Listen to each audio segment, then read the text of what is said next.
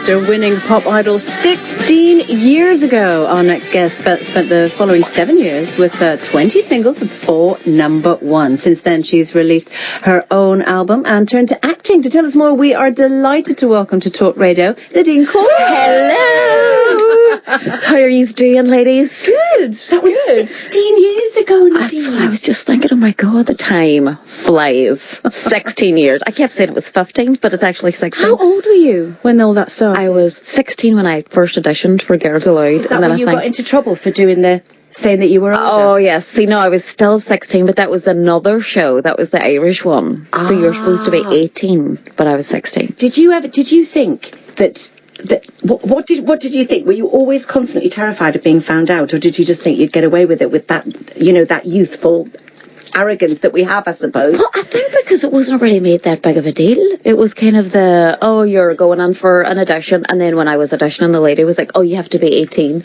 I was like, okay. And then went to walk away. She was like, no, it's fine, you just do this. And then she got my younger sister, he was 14 at the time. She was like, you should audition too. My sister was like, no, I don't like singing, I'm not doing it, no way. But yeah, that's what so I didn't really think it was something that even was a concern.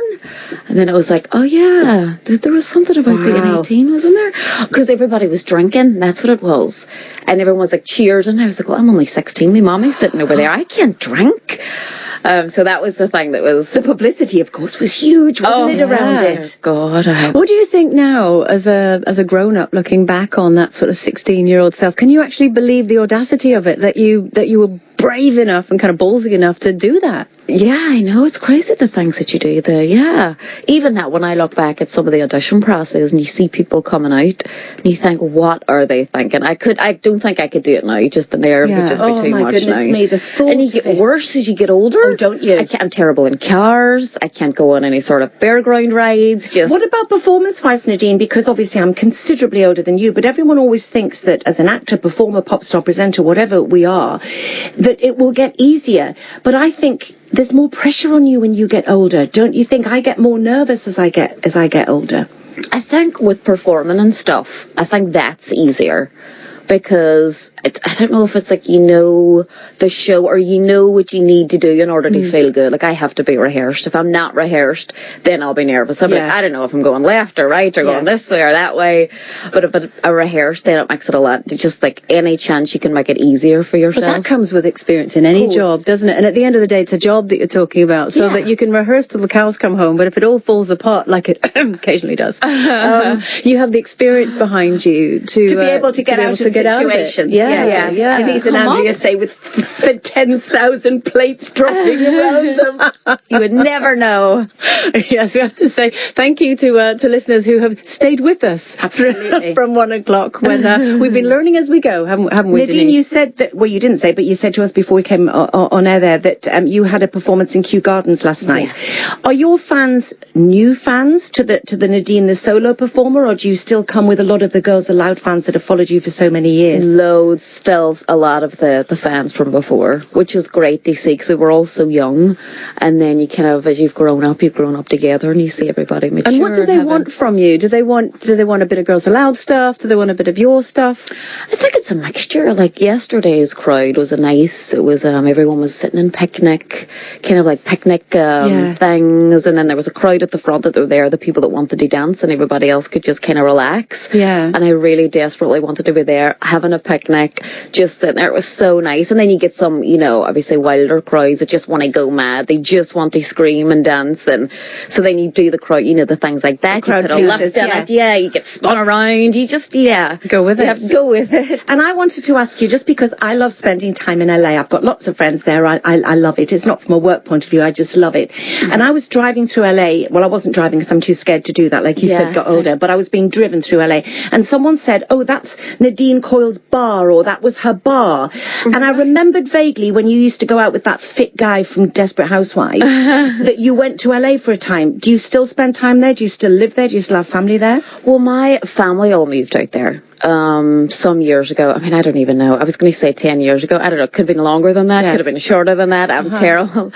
But yeah, we got a restaurant out there. So my mom and dad and my older sister, younger sister, my older sister had 3 kids and she had her 4th little boy American. out there. As soon as we've started talking about America, that's So they so all interesting. So they all still have it. Now they're back. So the bar was it was just to try it out because my parents were almost 50 at the time. So you've gone back to Irish again? No way. That's so funny. I'll be talking London next and you'll be rubbing off.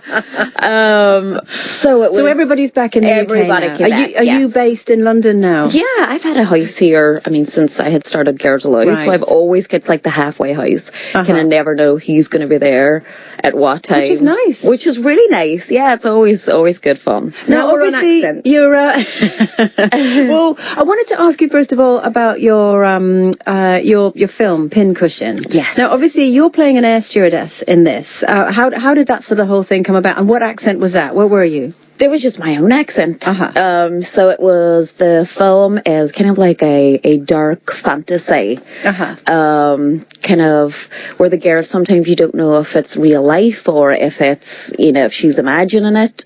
So I come in, she imagines that she lies to her friends, and, it's one of those things where you can just see it all happen, and it's like the worst possible outcome for your teenage years, when people are doing the things and you're like, no, don't do it. And she does it each and every time. Yeah. So she lies to her friends and tells them that her mother's an air steward, and this is so then I come on, I breathe, and like a fantasy scene, everything goes really pink. And we've actually got a little clip that we can listen to. Actually, really? Here we go. You forgot this. Cute. I'm going to be in the air for a couple of days, so don't forget anything else. Promise. Your mom is the best. Now, that was you obviously playing an air stewardess. Was it a tiny little almost cameo role? Yes, definitely. And is this something that you'd like to move into? Yes, Deborah Haywood, who is the director and wrote the film, we definitely want to work together and do more stuff. And yeah, it's always great when you can do something totally different. And that was a fantasy. Yeah. And also, I think that we are moving forward in this country. It used to be we were always pigeonholed. Yeah. In America, they've always had the triple threat. Or the quadruple threat. You can sing, dance, act, be a presenter, whatever. It's all encouraged. And over here, we've always been pigeonholed. And for years when I do Loose Women, people sort of forgot I was an actress. Then when I went back to acting, it was like, oh, you can do that. And it's like, we are capable of doing more than one thing. And of course, some people start out as something else and it morphs into other things. So it'd be nice to see you do more of that. Now, we've had loads of people asking about the time when you were on Sunday Brunch. Do you even remember it? No, I do remember it. Oh, I remember it well because the night before I had done GAY. Oh. And they kept pushing up. I don't think I went on until 2:30 in the morning. And then that's an early TV show. Yeah. I couldn't be bothered to sit in hair and makeup. I was like, just put a ponytail on. It just doesn't matter. Like literally, it wasn't I'm so how you looked exhausted. that people are talking about because you look beautiful. No, I look terrible. No, you looked absolutely beautiful. Can we just play it? This is what people were talking about. Are you one of these people who enjoys cooking? I enjoy cooking, baking, and stop working with flour. Flour. I know I do. What is this flour of which you speak? That's how we say flour, where I come from. That's how if you were Try and say flour. I can say flour. There we are. Yeah, I can say it in different ways. So I say flour. Flour. Do you know, Nadine? As an actor, I consider that I am quite good at doing different dialects, but I can't do the Northern Irish except say number 8. Number 8? Number 8. And I need a phrase before we leave. Like in Geordie, if somebody can't do Geordie, I get them to say, stick a rubber hose up your nose, which gets them into the Geordie. So at some point, I need a phrase from you that I can take away and try and speak my Northern Irish, because I find it a really difficult accent to do. What should she say if she's going to learn Northern Irish? I'm trying to think other people that shire's a good one. Shire. I'm just going to go and take a shire. Hoi noi broin koi. Hoi noi broin koi. Yeah. And there's so many. It's almost like, England is the same. There's so many. You go 2 miles up the road and the accent's slightly different. That's what's wonderful about Great Britain, though, isn't it? So you can go the Derry side or the water side and the accents. It's a bridge, but the accent's slightly different. Like they would say phone instead of phone. Right. So there are the the car or something where I would say car, like, but Chiar. Yeah, it's literally a bridge between, but the accents are slightly different. Well, if acting is something that you would like to branch into, and Denise is completely right, we don't have to be pigeonholed at all. We're creative people, and we can work in whichever field that we choose. Would you want to change your accent if it was called for? Yes, I mean, there's definitely. Would you find it hard, do you think? Because it's quite entrenched, you are very much associated with your voice. And I do have such an accent. It hasn't really went anywhere. I've been here in London for a long time, been in America, and the accent has really, really stuck.